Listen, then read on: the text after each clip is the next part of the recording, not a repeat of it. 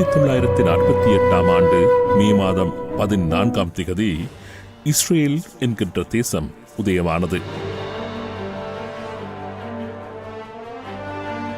Israel உதயமான மறுதினம் இஸ்ரேலை சூழ இருந்த 5 அரபு நாடுகள் தமது முழு இராணுவ பலத்துடன் இஸ்ரேல் மீது யுத்தத்தை ஆரம்பித்தன.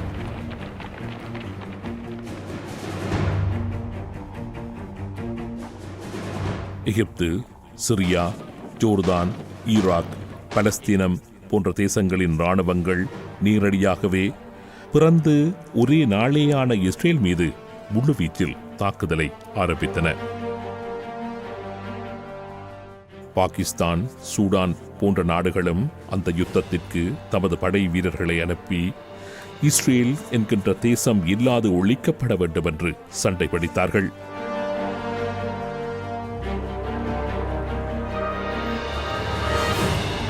யூத குடியிருப்புகள் மீது தாக்குதல்களை மேற்கொண்டு அங்கிருந்த யூதர்களை கொன்று குவிக்க ஆரம்பித்தார்கள்.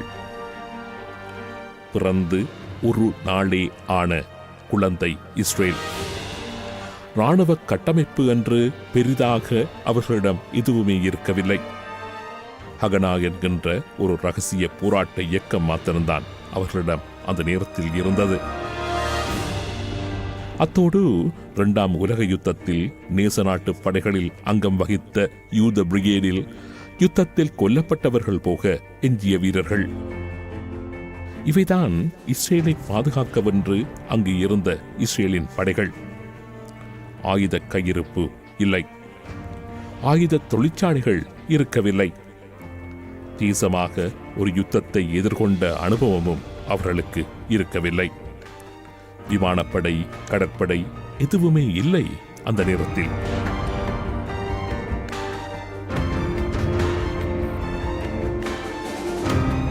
இஸ்ரேல் இலகுவாகவே அழிந்துவிடும் என்றே உலகம் நம்பியது. ஆனால் மன தைரியத்தை மாத்திரம் வைத்துக் கொண்டு போராடினார்கள் இஸ்ரேலியர்கள். வெறித்தனமாக போராடின இஸ்ரேலிய படைகள்.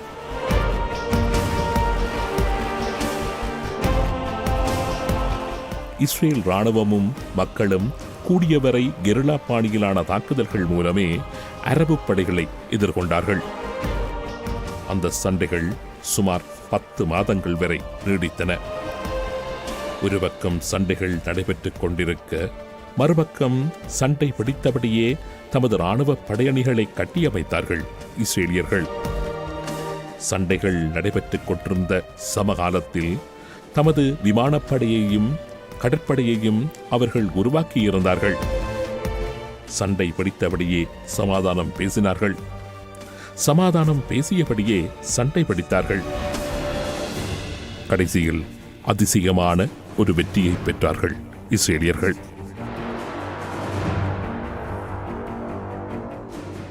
இஸ்ரவேல் தேசத்தினால் ஒரு ரகசியத்தை கற்றுக்கொள்ளுங்கள். அதில் இளங்கிளை தோன்றி, அதில் ராஜா தோன்றி வரும்பொழுது என்னது, அவர் வாசல் அருகே வந்திருக்கிறார் என்று அறிவீர்கள். இதை சொல்லும் போது இஸ்ரவேல் தேசம் இல்லையானா? இஸ்ரவேல் தேசம் இருக்கு, ஆனா இஸ்ரவேலுக்கு ராஜா கிடையாது. இஸ்ரவேல் தேசத்துக்கு ராஜா என்பது தாவீது காலத்துக்கு பிறகு, ரெகபியாம் காலத்துக்கு பிறகு எக்கோனியாவோட முடிஞ்சு போகுது. அதற்கு பிறகு ராஜாவே கிடையாது. பாபிலோன் காலத்தோடு கூட அடிமைத்தனத்துக்குள்ள போனவங்க தான். அதற்கு பிறகு மேதிய பெர்ஷியர்கள், அதுக்கு பிறகு கிரேக்கர்கள், அதற்கு பிறகு ரோமர்கள் என்று சொல்லி இஸ்ரவேல் அடிமையா தான் இருந்துச்சு. இயேசு வரும்போதும் அடிமைத்தனத்துக்குள்ள தான் இருந்துச்சு. எப்ப வரைக்கும் அடிமைத்தனத்துக்குள்ள இருந்தது?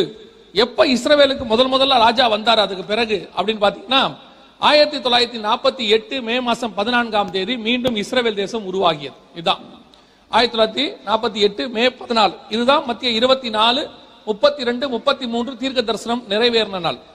அதாவது அத்திமரத்தினால் ஒரு ஓமையை கற்றுக்கொள்ளுங்கள், இஸ்ரவேல் தேசத்தினால் ஒரு ஓமையை கற்றுக்கொள்ளுங்கள். அதில் இளங்கிளை தோன்றி, அதில் ராஜா, இளங்கிளைனா ஈசா என்னும் அடிவேரில் இருந்து ஒரு கிளை தோன்றும்னு ராஜாவை குறித்து சொல்லப்படுது. அதில் இளங்கிளை தோன்றி, அதுல முதல் ராஜா தோன்றும் பொழுது அவர் வாசல் அருகே வந்திருக்கிறார் என்று அர்த்தம். அப்போ இஸ்ரவேல் தேசத்துக்கு நம்ம காலத்துல முதலாக வந்த ராஜா எப்பன்னு கேட்டீங்கன்னா 1948 மே மாசம் 14ஆம் தேதி. அதாவது தேவன் வாசல் அருகே வந்து ஏறக்குறைய 70 ஆண்டு காலம் போன வருஷத்தோடு முடிஞ்சிருச்சு. ஆண்டவருடைய ஒரு தலைமுறை என்பது 70 வருஷத்தை குறிக்கும். அந்த 70 ஆண்டு காலம் நம்முடைய காலத்தோடு கூட முடிவடை. ஒரு திறமையான நாடு இந்த பூமி பந்தில் உருவாகியுள்ளது என்பதை மற்றைய நாடுகள் அதிர்ச்சியுடன் நோக்கினார்கள். பல நூற்றாண்டுகளாக தமது காலுக்குள் சுருண்டு படுத்து கிடந்த இந்த யூதர்களுக்கு எங்கிருந்து எத்தனை பலம் வந்தது என்று ஆச்சரியத்துடன் பார்த்தது அரபு உலகம். தமது எதிரி கொஞ்சம் விபரமானவன். மிகுந்த திட்டமிடலுடன் கவனமாக பூரண தயாரிப்புடன் தான் அவன் மேல் இனி கை வைக்க வேண்டுமென்று இஸ்ரேலை அச்சத்துடன் பார்த்தன அரபு தேசங்கள். இஸ்ரேலை அழிக்கும் அடுத்த நடவடிக்கைக்காக காத்திருக்க ஆரம்பித்தன அரபு தேசங்கள். ஒரு வருடம் அல்ல, 2 வருடங்கள் அல்ல, சுமார் 18 வருட காத்திருப்பின் பின்னர் இஸ்ரேலை அழிக்க மீண்டும் அவர்கள் புறப்பட்டார்கள். நிதானமாக பாரிய தயாரிப்பு ஏற்பாடுகளுடன் வெற்றி நிச்சயம் என்கின்ற நம்பிக்கையுடன் இஸ்ரேலை அழிக்க புறப்பட்டார்கள் எகிப்து, சிரியா, ஜோர்தான் மற்றும் ஈராக் படைவீரர்கள்.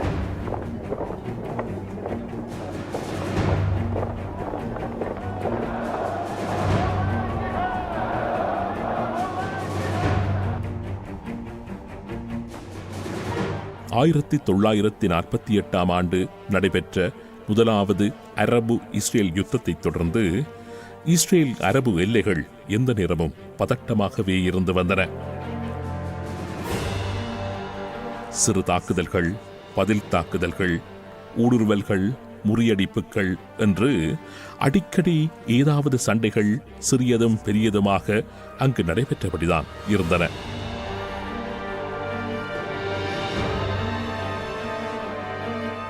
ஆயிரத்தி 1967 ஆண்டின் நடுப்பகுதியில் இந்த சச்சரவுக்கு ஒரு நிரந்தர முடிவை காண தீர்மானித்தது எகிப்து. இஸ்ரேல் என்கின்ற ஒரு நாட்டை முற்றாகவே அழித்து விடுவதுதான் மத்திய கிழக்கு பிரச்சினைக்கான ஒரே வழி என்று உறுதியாக நம்பினார் அப்போது எகிப்தின் அதிபராக இருந்த கமால் அப்டேல் நசீர்.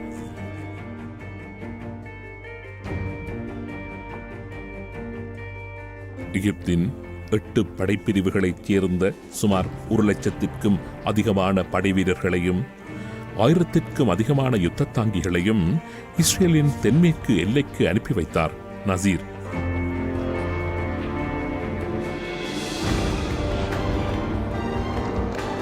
அதே வேளையில் ஜோர்தானும் மிகப்பெரிய கவச வாகன அணியை இஸ்ரேலின் எல்லைக்கு அனுப்பி வைத்தது.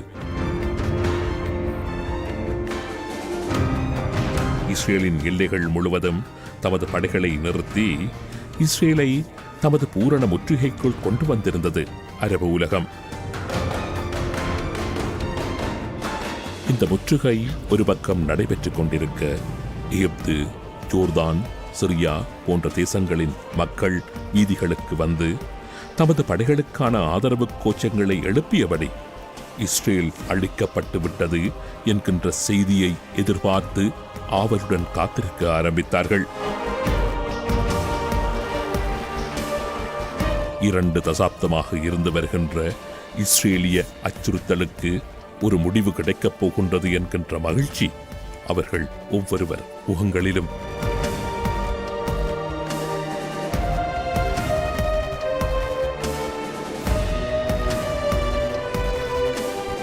தமது சிறிய நாடு மிக பெரும் படைப்பலத்தால் முற்றுமுழுதாகவே சூழப்பட்டிருந்த நிலையில் இஸ்ரேலிய படைகளுக்கு தம்மை தற்காத்துக் கொள்ளும் மிகப்பெரிய சவால் அவர்கள் முன்பு இருந்தது.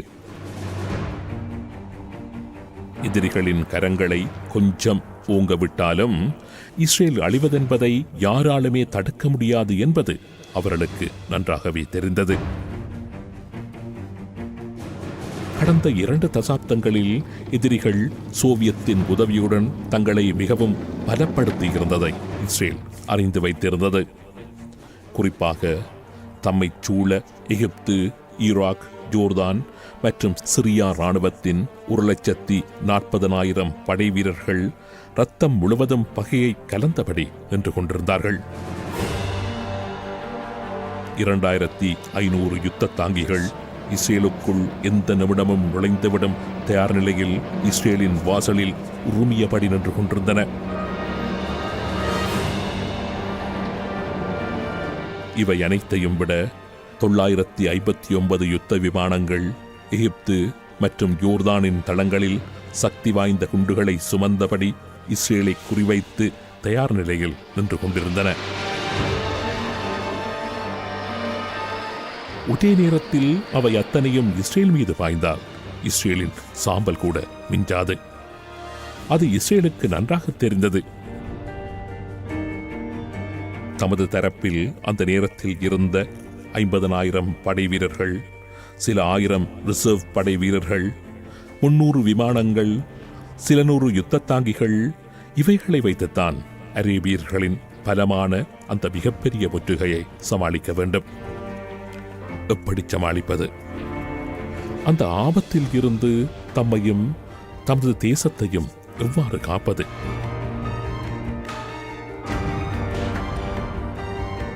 ஒரு முடிவுக்கு வந்தது இஸ்ரேலிய தலைமை. தற்காப்பு யுத்தத்தை மேற்கொள்வது. இதுதான் அந்த நேரத்தில் இஸ்ரேலிய தலைமை எடுத்த தந்திரோபாயம். தமது பலம், பலவீனம், எதிரியின் பலம், பலவீனம் இவற்றை அடிப்படையாக கொண்டு இந்த தற்காப்பு யுத்த முடிவுக்கு வந்திருந்தது இஸ்ரேல்.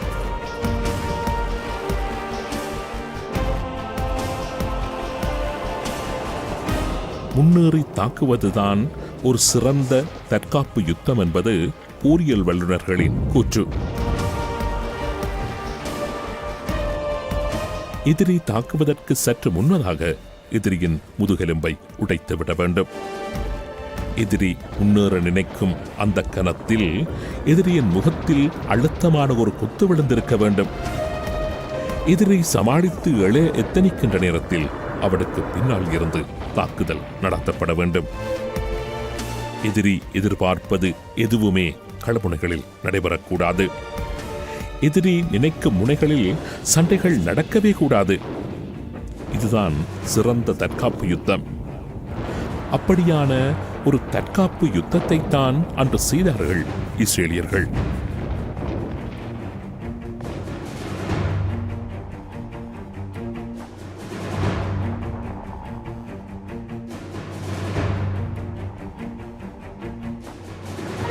அரபு தேசங்களின் அந்த மிகப்பெரிய படைப்பலத்தை சிதறடித்து அவர்களை புறமுதுகிட்டு ஓடும்படி விரட்டி விரட்டி அடித்தார்கள். அத்தனையையும் இஸ்ரேலியர்கள் வெறும் 6 நாட்களில் செய்ததுதான் உலக அதிசயம்.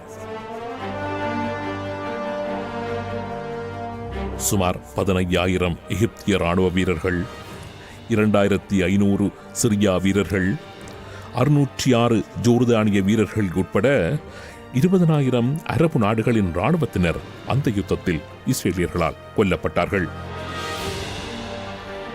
சுமார் 6,000 வீரர்கள் இஸ்ரேலிய படைகளால் உயிருடன் பிடிக்கப்பட்டார்கள்.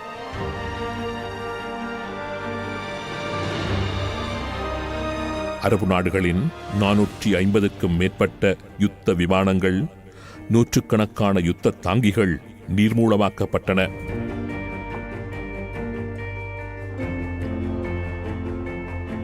அரபு படைகளுக்கு உதவவென்று வந்த சோவியத் வீரர்கள் பலரும் அந்த யுத்தத்தில் கொல்லப்பட்டார்கள்.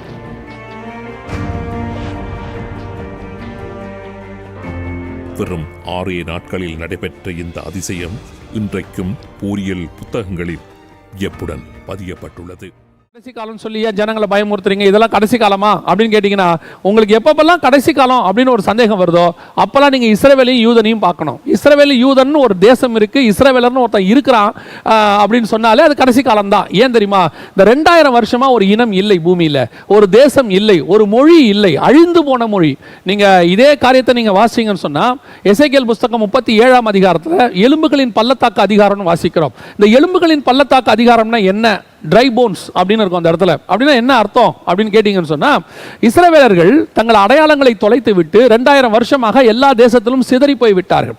அவங்க அந்தந்த தேசத்தில் அந்தந்த நாட்டு குடிப்பிரஜையாக ஏறக்குறைய 10-20 தலைமுறை ஆயிருச்சு. 2000 வருஷம் யோசிச்சு பார்த்துங்க, 15 தலைமுறைக்கு மேல மாறிடுச்சு. அதுக்கு பிறகு இஸ்ரவேலர்கள் ஒருத்தர் இல்லாமையே போயிட்டாங்க. அதனால தான் ட்ரை போன்ஸ், அதாவது உலர்ந்த எலும்பு. அதுக்கப்புறம் அடையாளத்தை தொலைத்து விட்டார்கள். ஆண்டவர் கேட்கிறாரு, இது மீண்டும் உயிரடையுமா, மீண்டும் உயிரடைஞ்சு வந்து நிக்குமா அப்படின்னு கேட்கிறாரு. அப்ப தீர்க்கதரிசனம் உரைக்கிறாரு, அவர்கள் மீண்டும் ஒரு சேனையாக எழும்பினார்கள் பார்க்கிறோம். அந்த தீர்க்கதரிசனம் நிறைவேறணும் தான் 1948 மே மாதம் 14ஆம் தேதி விடுதலை அடைந்தார்கள்.